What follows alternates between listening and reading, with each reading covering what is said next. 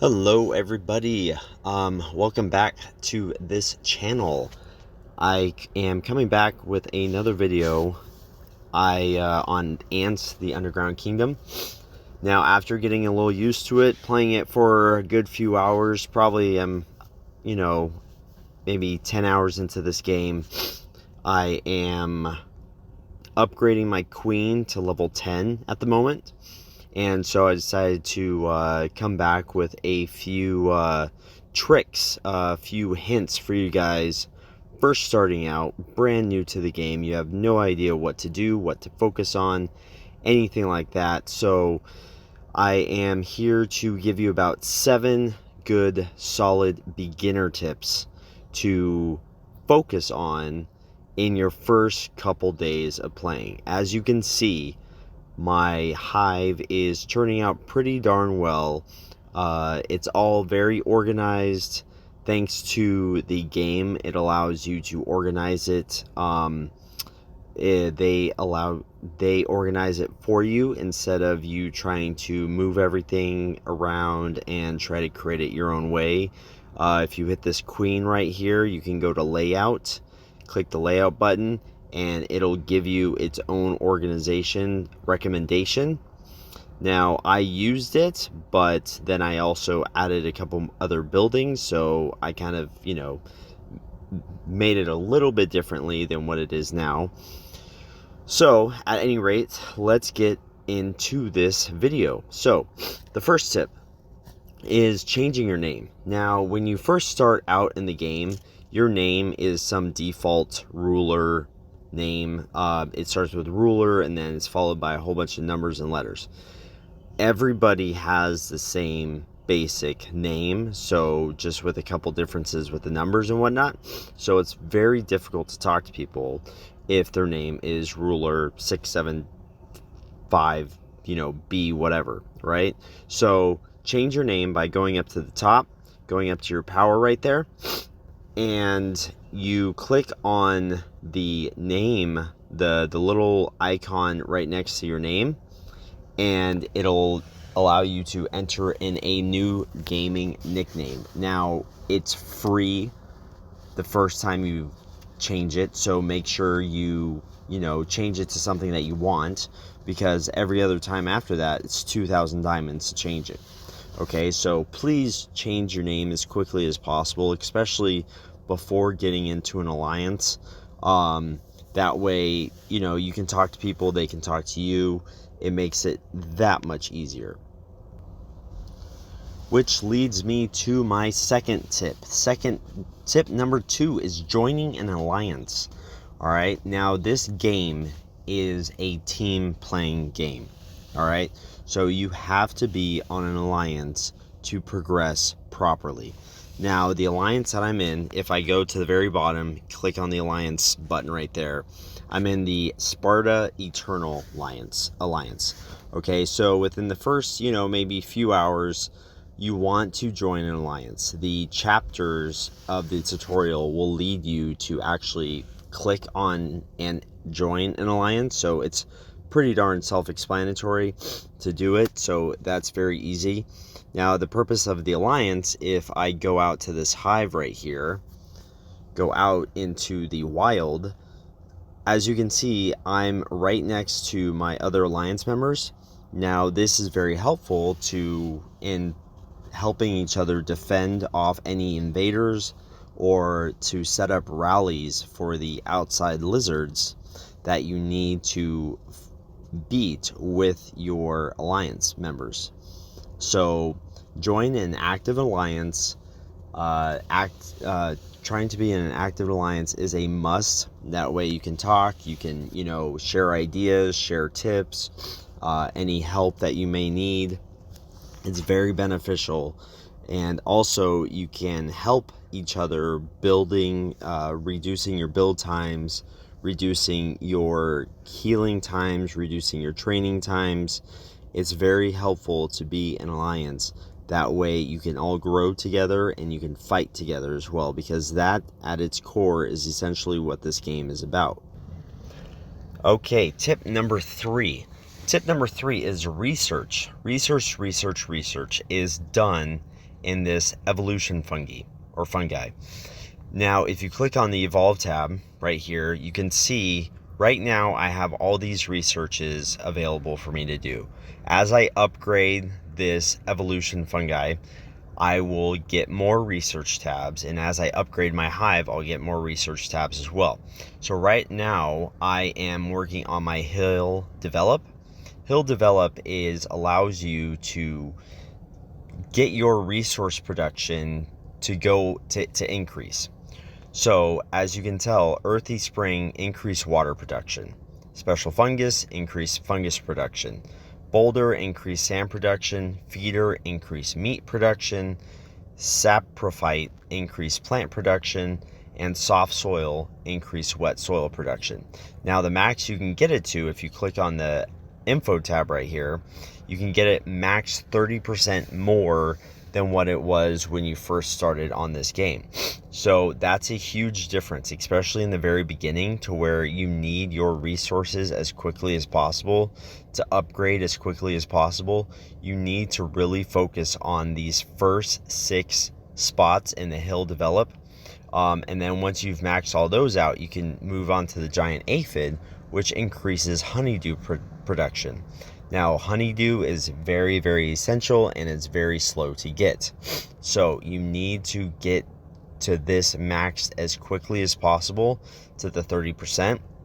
That way you can produce honeydew as quickly as possible. Now, before I did Hill Develop, I did Rapid Product. Now, Rapid Product, each one of these that's maxed right now is only one technology, and it's very cheap, very quick to do.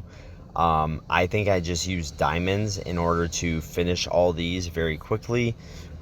This allows you to go into your resources. Let's pick plant flora. If I click plant flora, the resource plots, and I click rapid, I will get a certain amount I'll get 6,020 plant flora every time I click on this. Now, unfortunately, it's not 100% every single time. Right now, it's only at 75%. If I do it, as you can see, I got 5,400 meat gained. Now, in the later stages of this game, this isn't going to matter as much, but right now, every little bit of resources help. So you want to keep up on your Rapid Product as quickly as possible and hammer those out a couple times a day, and then that'll really help improve your resource production for your growth. This leads directly into tip number 4, guys. Tip number 4 is you want to keep progressing. Keep your progress up, okay? So what that means is you want to get your queen as high as possible. Try to get it, basically the max level of your queen can be up to 25. Once you get past maybe 10, 11, 12, it's going to start taking longer and longer to get up to each level. And each level is going to require certain buildings to be up to a certain level as well, okay? So you want to get, my goal right now is to get my queen up to level 16 within the next 5 days. 5 to 6 days, I need my queen up to level 16. Level 16 can unlock your T6 troops.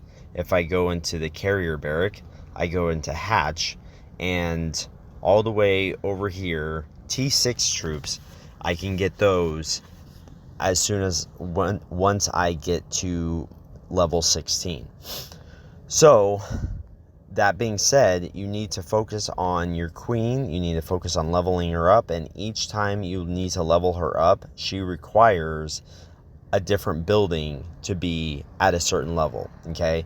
So as you're progressing, you need to focus on your resource plots. Now, the key specific resource plots that you need to work on is your aphids, which produce the honeydew, and you need to really focus on sand production as well, because sand, if I'm not mistaken, it's going to be very valuable as you progress in this game, and it's going to be very slow to get in comparison to the other resources. I've noticed that sand, honeydew, and even the wet soil plots take a while to produce. So you need to get these at a good level, try to maintain them at a maximum level as you can. Okay.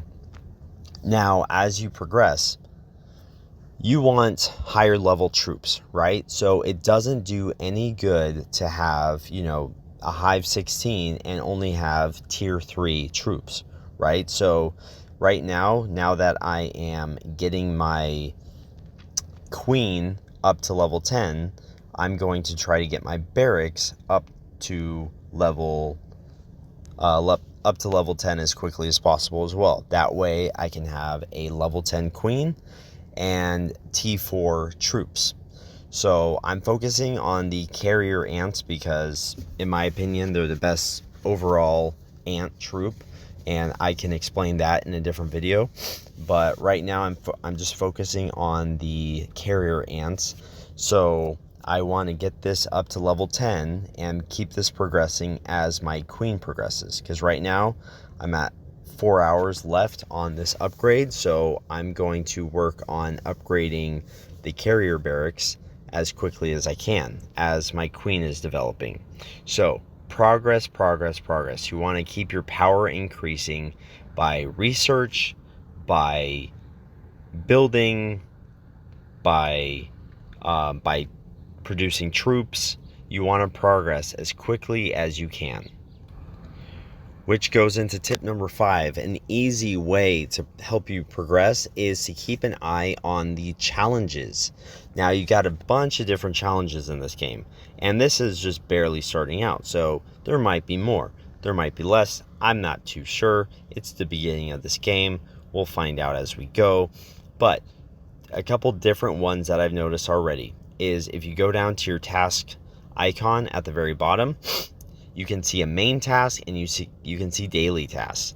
Now, main tasks are, these are gonna be here all the time. As you chip away at them, as you complete each one of these, different ones are gonna pop up. Okay, so that's why they're the main tasks, is these are gonna be here to stay. So as you can see, offer alliance help 500 times, helping your alliance members, it'll get you honeydew. Special ant upgrade, get you honeydew. Invading level 4 termite hill, it'll get you meat, sand, and honeydew. So all of these, as you chip away at these and complete these, it will get you rewards as resources that will help you with your building, with your training, with your technology. Now, if you go to daily tasks, this resets every day. Every 24 hours, this resets. And you want to work your way up this ladder till you get all the way to 500 points. And each shell that you open up, it'll get you these rewards. Okay? Rewards as such as, eggs to hatch different ants, resources. And as you get all the way to 500, at the end of 500, you will get tons of resources. Each hive level that you go up, these resources will increase. So right now, it doesn't seem like much, but the higher you get up, the higher the amount of resources that you'll get. So as you progress, as you need these resources to build, you need to open up these shells. And by opening up these shells, you need to complete these little tasks by either hatching guardian ants, redeeming spores, hunting wild creatures. I'm currently trying to do that right now. So that'll give me already 100 points right there. So all these will get you specific amount of points, whether small or large. All these I've actually completed down here for the day. So you need to focus on these daily tasks. These are here every single day. Normally they're about the same types of tasks. They might change them up every now and then, but essentially they'll be the same. So the other one is your benefits, these benefit challenges. So if you go to Planet Ant, this is in the first 6 days of the game, it'll have this challenge right here. So every day it unlocks different things that you can work on. Right now I'm on the second day. I've already hatched 2,000 guardian ants. I can claim this and I get these rewards. Now each one that you can claim, you'll get chests up here. Okay, so at the top right here, rewards, randomly get the following items in each reward chest. Now, so if you can tell, complete more tasks, claim more rewards. So each one that you complete, you're going to get one chest. Okay, Planet Ant lasts for 7 days. Players can get one reward chest for each task completed.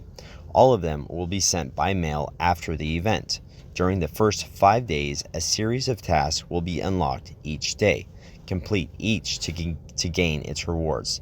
So it will really benefit and behoove everybody to try to complete each one as early as possible. Okay, so take a look at each one as it unlocks and see what you have to do.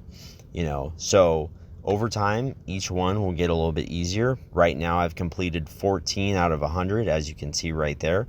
So that's going to be really essential. After the end of the 7 days, I'll get a lot of rewards that can help me as well. Okay, the other tab is Queen reaches each level. It'll get you specific amount of rewards as well. Thriving Anthill, this is a daily thing. Upgrade buildings. Sometimes it'll be research, sometimes it'll be training troops.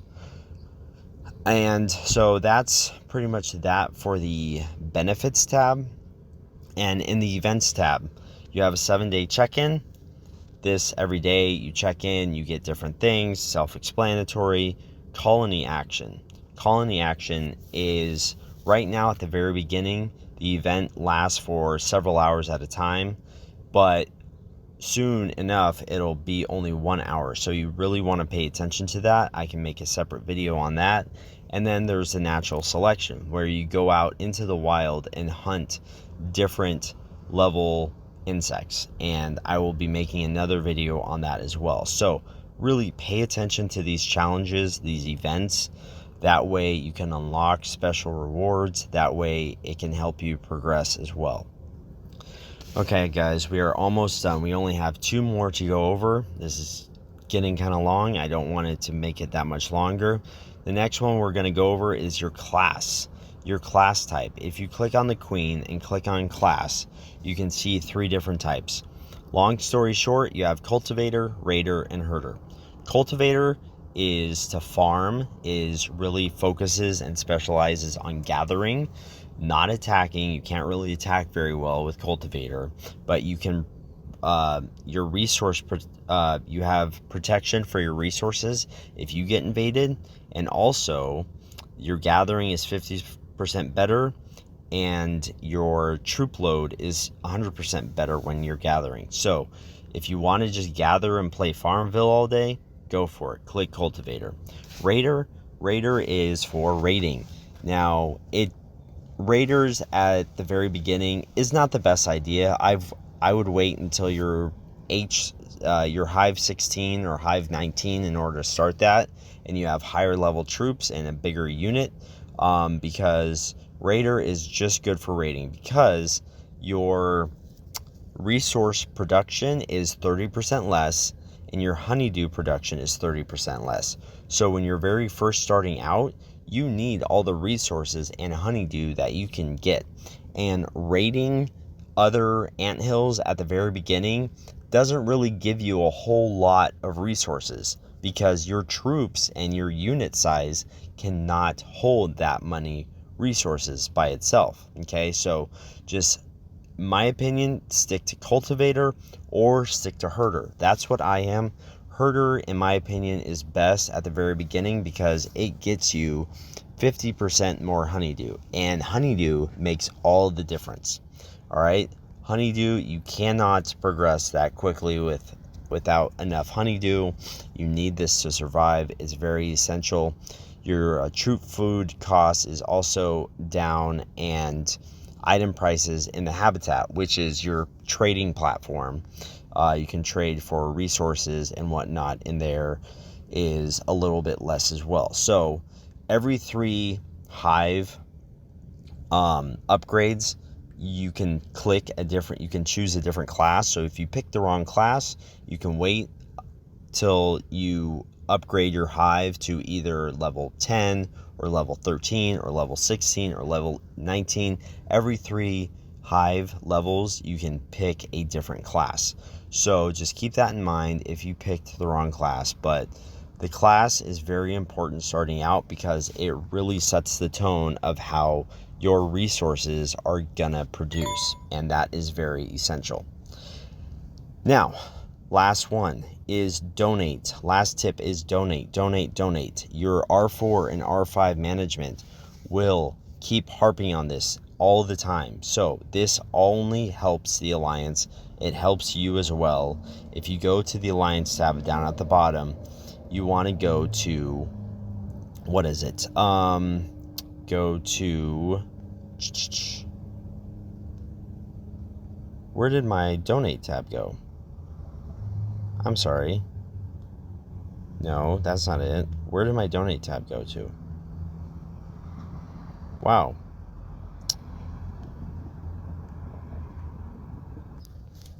Okay, I'm sorry.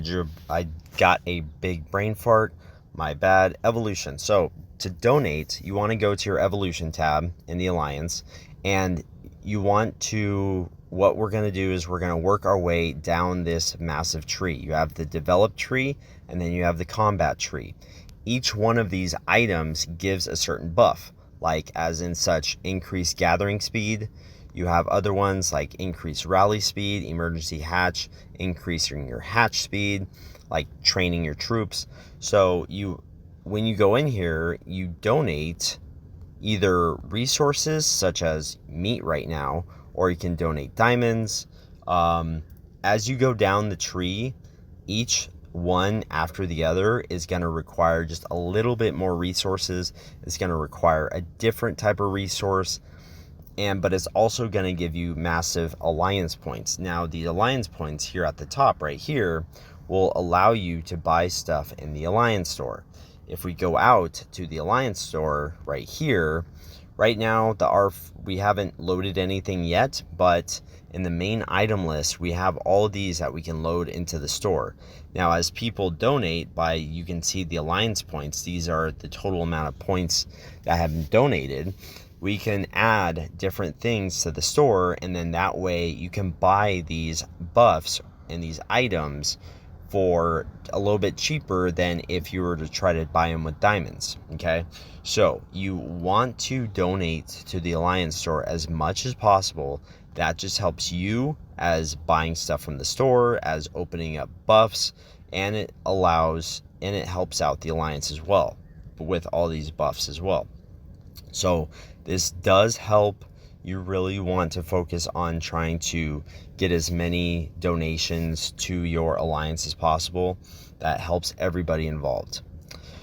But okay, so guys, that was 7 tips that you should know starting out. That way you can be as productive as possible, that you can get as high of a level as quickly as you can. You want to focus on your resources. You want to focus on your buildings, your troop type. So focus on all these, and I promise that you will be able to upgrade and become powerful quickly without spending a lot of money, because a lot of us out there don't want to spend a lot of money on these. There's people that do, people that don't, to each their own. And if you can be an Alliance that has a big spender, then all power to you, like it'll definitely help. But anyway, that's the end of this video. Please like, please subscribe, and please share in your Alliance chats and Discord, line, group, whatever one that you use. And this can really help a lot of new beginners. I will be coming out with other videos on these topics a little bit more in depth in each one. That way it can answer any other questions, and we will be getting into a whole bunch of things. This is going to be a really fun journey, and I can't wait to share it with everybody. All right, until next time.